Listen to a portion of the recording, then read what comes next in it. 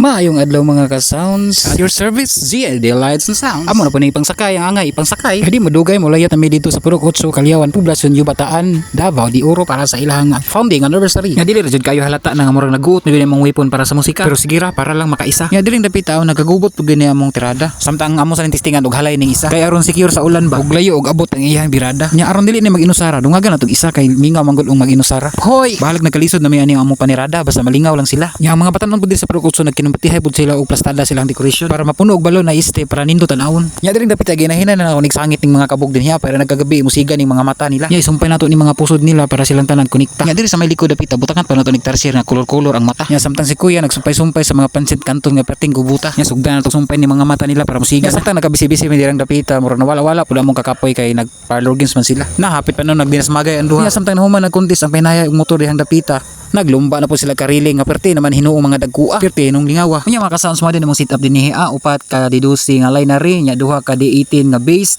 Nya upat ka beam sa babaw, upat ka beam dito sa likod, nya naapoy backdraft, upat ka buok. Nya fog machine para wag taang lamutakan po nato ni og kumukuti-kutita bumubusi-busilat ganyan ang indak ng mga bombilya para hayag ang panagway nila. Nya diring dapita nag-advertisement tapos sila murag malingaw na pudta. Kay nag-parlor games magud sila og lumbanay og bunot sa coconut is the giant nut. First time po na ko nga kakita og ganang parlor games nga ani ang mga kalihukan. Paminaw na ko ang tag-iyara may bulahan kay ang luwi libre na buntan. Nya champion jud ang kinatungaan. Nya mao din nilang main nga kalihukan ang pageant ng ginapon sila TikTok dance ug napoy dubli kara. Diring dapita na busy na tagpindot ani mga tuplokonon nga perting daghana.